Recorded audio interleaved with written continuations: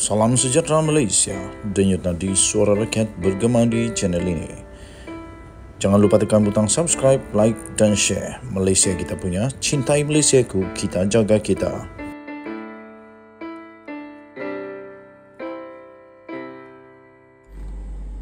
Salam sejahtera Malaysia, denyut nadi suara rakyat bergema di channel ini. Rafizi buat kejutan lagi. Kali ini pendedahan lebih dahsyat, lebih mengejutkan. Pasti Hadi Awang, pasti Muhyiddin Yassin, Perikatan Nasional terkejut dengan pendedahan terbaru ini. Sebelum kita mulakan, sila tekan butang subscribe, like dan share. Mohon bantuan anda untuk tekan butang subscribe, like, share. Bagi yang sudah, saya ingin ucapkan bilion terima kasih. Anda juga boleh menekan butang join member untuk mendapatkan merchandise, goodies dan macam-macam lagi yang kita akan berikan sebagai penghargaan kepada semua yang sudah bersama-sama di dalam channel ini sebagai member.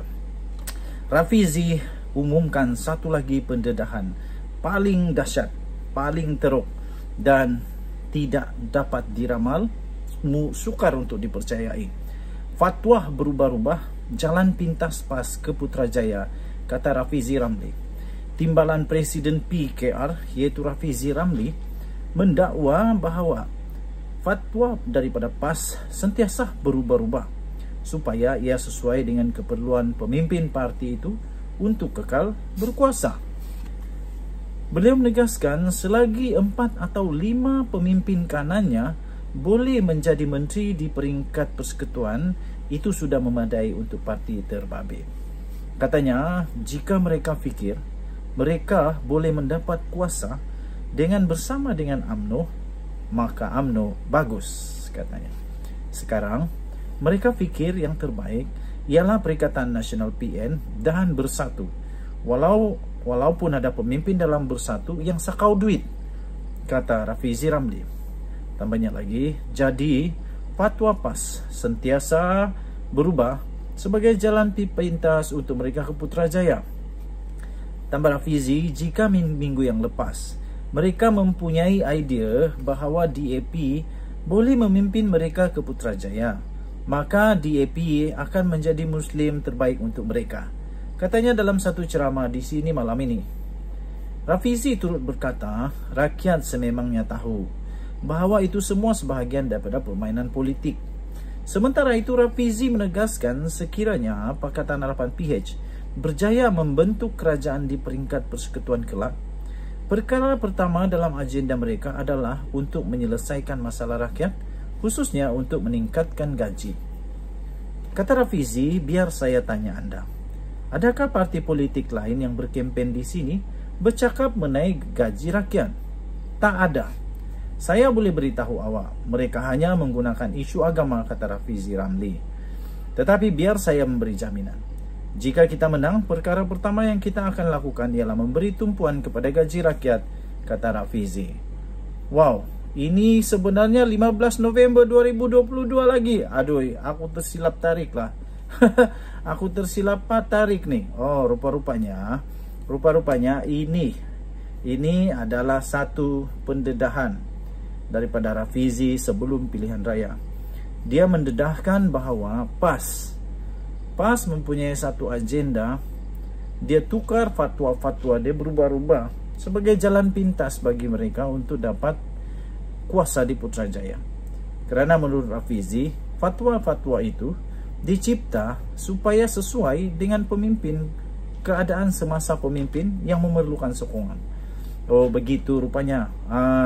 Jadi berita ini diterbitkan 15 November 2022 sebelum pilihan raya.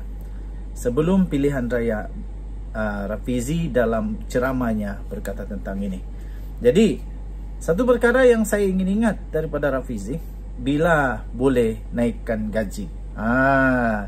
Okey, sebab saya tak mau sokong mana-mana.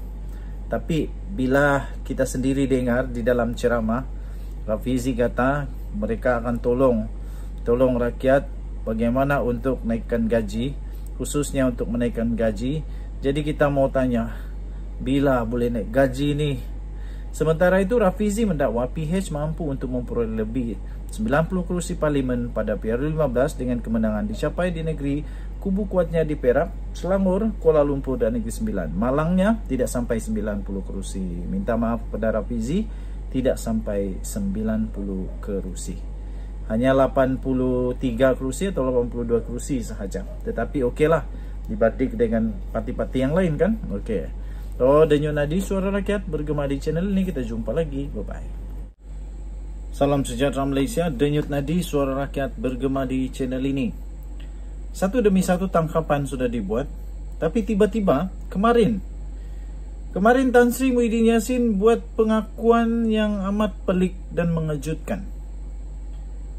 Ini betul-betul pelik.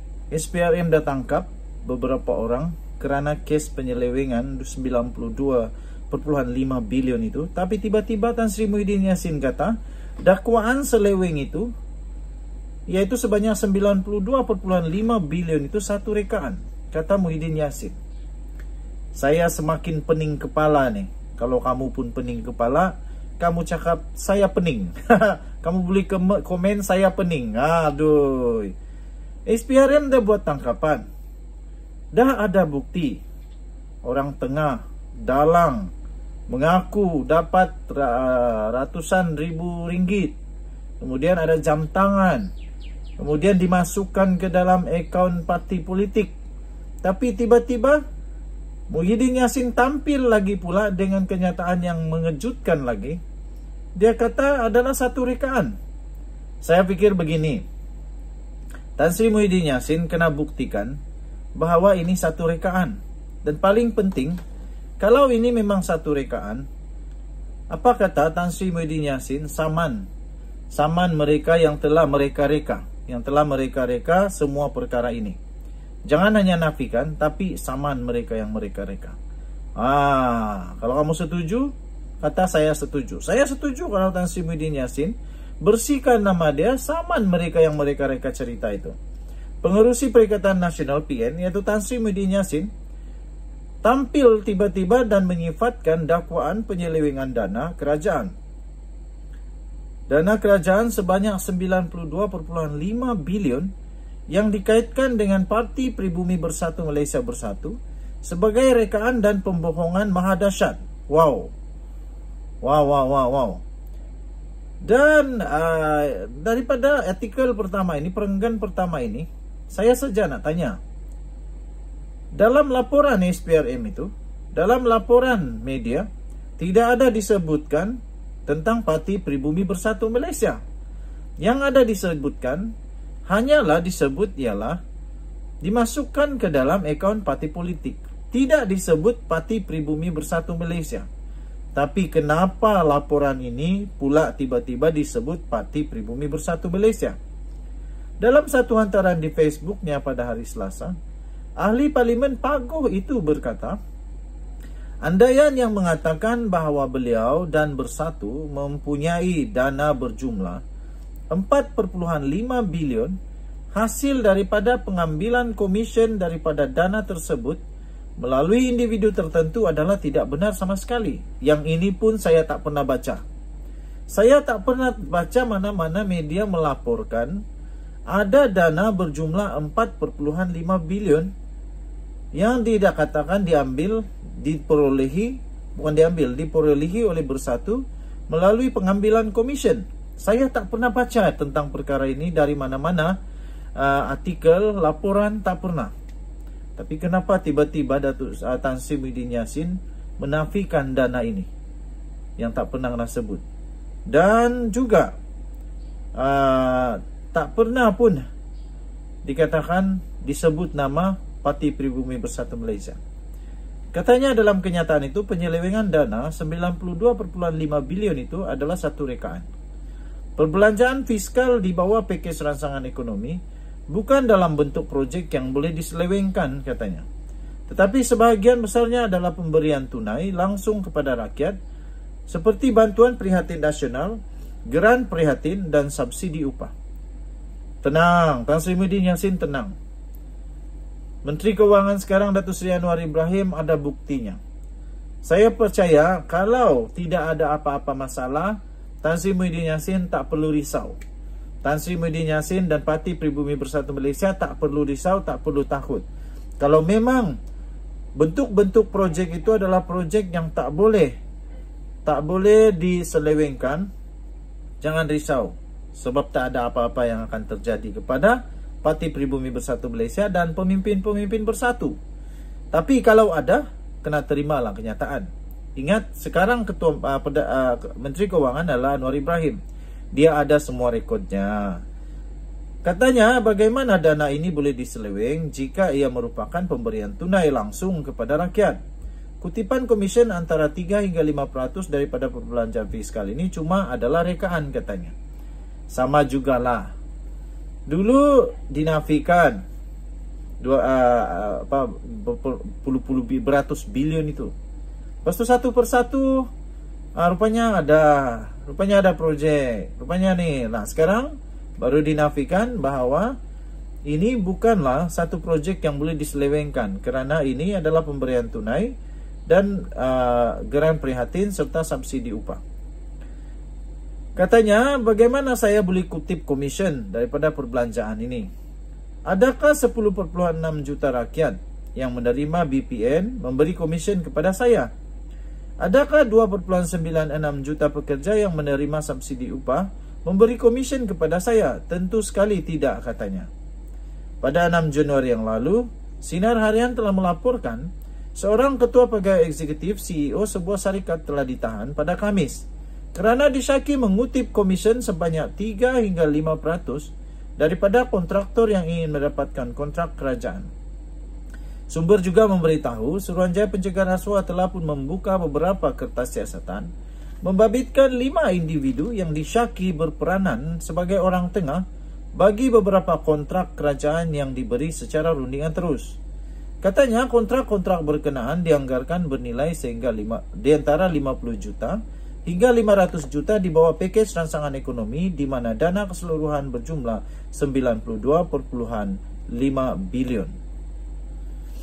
Mengulas mengenai perbelanjaan bersatu yang disifatkan sebagai agak mewah pada pilihan raya baru-baru ini, Muhyiddin berkata, sebagai parti politik, Bersatu mempunyai dana hasil sumbangan pihak yang menyokong perjuangan parti itu.